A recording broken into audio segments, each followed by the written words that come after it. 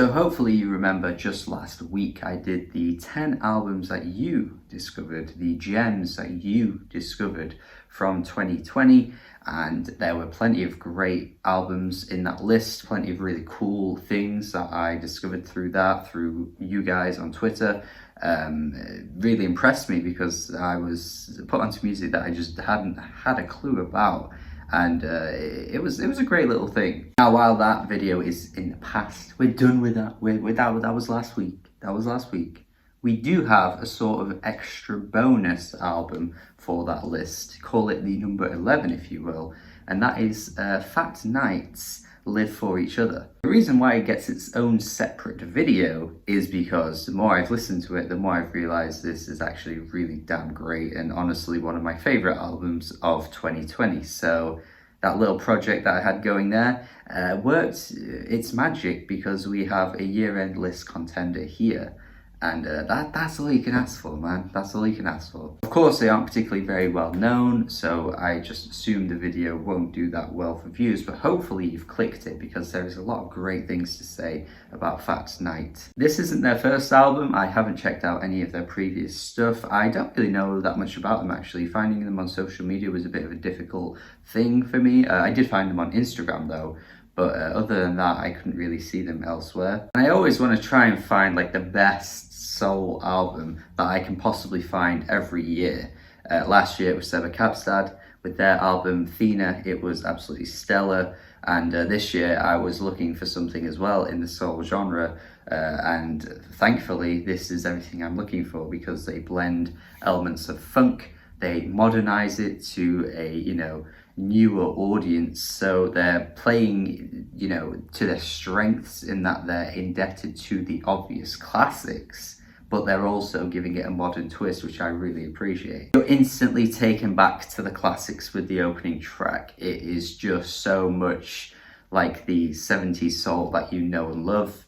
There's a bit of that funkiness to it too. It's a great little jam, and as soon as that track kicked off, actually, I was like, yeah, if this keeps up for the length of time that it is, because this album is an hour long, I was ready to take a seat and see where it was going to take me. It becomes apparent once again on the second track, Special, that the influences are really, really strong on what they're doing. Stevie Wonder mixed with a bit of Prince here. The melody on the chorus actually reminds me of the Me channel on the Wii.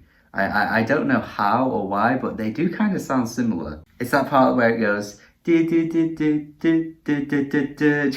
totally sounds like the Me channel on the Wii, but what a throwback. The vocals are so playful, fun. The hook is absolutely fantastic on this song.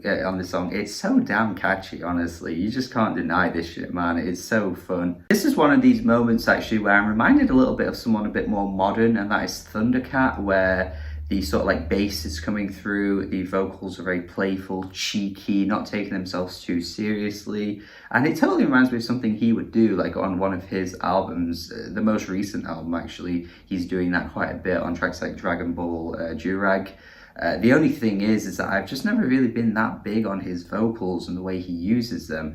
But what I think Fat Night are doing here is that they're just incorporating some really strong vocal performances throughout, while also giving you those kinds of instrumentals and melodies. So it's just a combination that just seems to be working a little bit better for me. Wonder sort of goes for something a little bit different. It's sort of like jazzier. There are a few moments that do feel quite jazzy in places. This track has this little freak out session though, which sounds fantastic. I love the way it kind of like spazzes out and just goes off the chain for like those few minutes that it does. That little section reminds me of something that you'd hear on a Flylo album, just the way he kind of blends the weirdness together with some of the jazz incorporations that you hear on one of his albums. Yeah, once again, just being reminded of different artists, but it's kind of like being blended together in a really cool way. I love how some of the vocal performances just exuberate coolness. Like you can just tell that the singing performance here is just so full of swag. Like that's the best word to use here. Sweet Nothings is the best example of that. I could just imagine this at a live show. Everyone on stage is wearing suits. Everyone just looks so dapper and fresh. and it's a very romantic evening. I just have that image in my head with this track. Speaking of romantic though, there are some super romantic moments in terms of like the lyrics on this album, Heart being one of them. This is the most delicate song on the album. The lyrics are very romantic too. I just love the way that this passion is coming through from the performer here, and it's just, you know, pouring yourself into this woman. Yeah, I really like this actually. So it's really nice to hear these kinds of lyrics. Not the most original you've ever heard, but I think when you sell it with the instrumental and the vocals, you can get away with that. Super soulful, honest man, which is basically just questioning the type of man he is. Is he a good guy? Is he doing the right thing?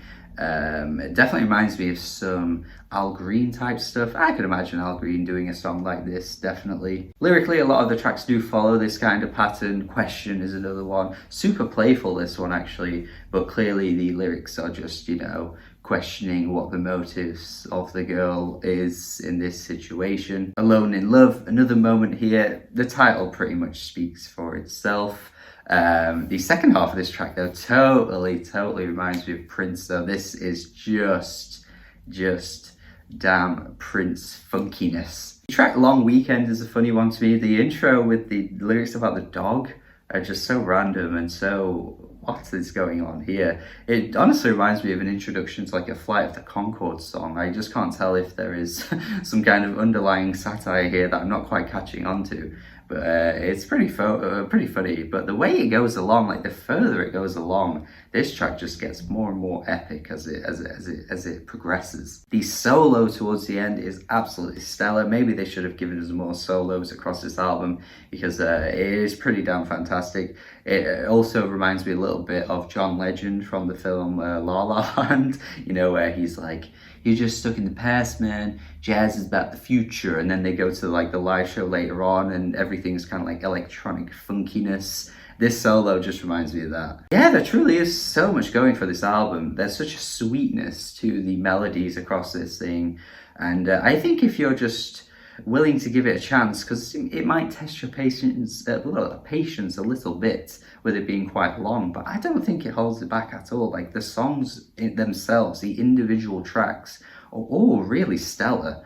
So just piecing them all together just makes for a really great listening experience, in my opinion. I like the way that, yes, it's not the most original album in this style. Their influences are quite clear at points, but it never once holds them back. Like it really never holds them back. If anything, they use everything to their advantage and use their really powerful talents to make a very memorable album, in my opinion. And again, in this genre of the past few years, it's a highlight for me. The modern, soulful funkyisms come through, and then also the classic soulful funkyisms shine through too. It's a great blend of both worlds. One of the best albums I've heard this year. I'm going 8 out of 10. Hopefully you enjoyed this as well, based on my recommendation. If you have already heard it, please let me know your thoughts in the comments. That would be great. Thank you for watching this review. Hopefully you enjoyed what I have to say. Subscribe if you haven't already. That would be fantastic. Thank you for listening to what I have to say. Please go check this album out. It is definitely on streaming. It's also on Bandcamp. Go check this out. Thank you and goodbye. Subscribe. Goodbye.